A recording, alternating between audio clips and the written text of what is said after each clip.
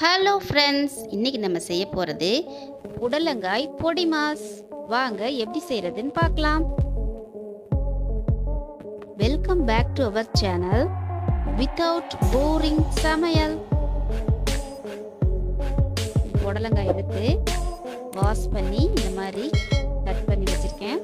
ஒரு மிக்ஸி ஜாரில் 2 காஞ்ச மிளகா, 4 ஸ்பூன் பொட்டுக்கடலையை இந்த மாதிரி பவுடராக்கி எடுத்து வச்சுக்கலாம். ஒரு பேனில் 3 ஸ்பூன் ஆயில் சேர்த்து 1 ஸ்பூன் கடுகு உளுந்த பருப்பு சேர்த்துக்கலாம். கடுகு உளுந்து நல்லா பொரியட்டும். பொரிஞ்ச பின்னால் 2 ஸ்பூன் கடலைப்பருப்பு சேர்த்துக்கலாம். கடலைப்பருப்பும் நல்லா வறுபடணும்.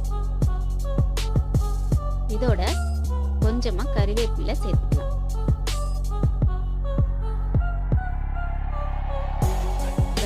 பூண்டு, ஒரு பெரிய வெங்காயத்தை கட் பண்ணி வச்சிருக்கேன், அதையும் சேர்த்து நல்லா வதக்கி விட்டுக்கலாம்.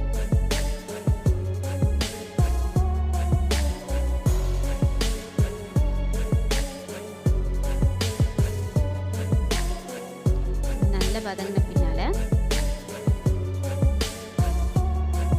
1/4 ஸ்பூன் பெருங்காயத்தூள், 1/2 ஸ்பூன் மஞ்சள் தூள் சேர்த்து கலந்து விட்டுக்கலாம். தேவையான அளவு உப்பும் சேர்த்துக்கலாம்.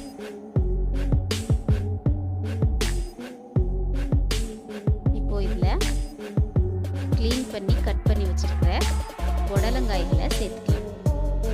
இந்த புடலங்காய் பொடிமா சாம்பார் சாதத்துக்கு, ரசம் சாதத்துக்கு, புளிக்குழம்பு சாதத்துக்கு எல்லாத்துக்கும் சூப்பராக இருக்கும். நீங்களும் ட்ரை பண்ணி பாருங்க. டிஃப்ரெண்டான டேஸ்ட்ல ரொம்ப சூப்பராக இருக்கும் ஃப்ரெண்ட்ஸ். இதை நல்லா வதக்கி விட்டு, இது தண்ணி எதுவும் சேர்க்க தேவையில்லை. ஒரு மூடி போட்டு வச்சு ஒரு 2 நிமிஷத்துக்கு வேக வச்சுக்கலாம். பாருங்க, புடலங்காயே தண்ணி விடுற காய், அதனால தண்ணி எதுவும் சேர்க்க தேவையில்லை. இந்த மாதிரி இடையில ஒரு தடவை திறந்து கிளறி விட்டுக்கணும். நல்லா வெந்து வந்துடுச்சு. இதில் 1/4 ஸ்பூன் மிளகாய் தூள் சேர்த்துட்டேன். ஏற்கனவே பொட்டுக்கடலையில் மிளகாய் சேர்த்து அரைச்சிருக்கோம், அதனால் காரத்துக்கு தகுந்த மாதிரி பார்த்து சேர்த்துக்கோங்க. இல்லைன்னா மிளகாய் தூள் சேர்க்க வேண்டியது இல்லை. பாருங்க, நல்லா வதங்கி வந்துடுச்சு. இப்போ இதில் நம்ம அரைச்சி வச்சிருக்கிற பொட்டுக்கடலையும் காஞ்ச மிளகாவும் சேர்ந்த பொடியை அதில் சேர்த்துக்கலாம். சேர்த்துட்டு நல்லா கலந்து விடலாம்.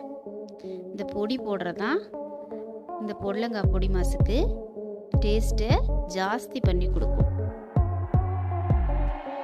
இந்த மாதிரி பொடி எல்லா காயிலையும் ஒட்டுற மாதிரி, உதிர் உதிராக ஆகிற மாதிரி நல்லா கலந்து விட்டுக்கோங்க.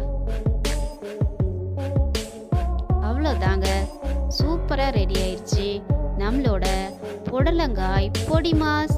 இந்த டிஷ்ஷை நீங்களும் ரசிச்சு சமைங்க, ருசிச்சு சாப்பிடுங்க.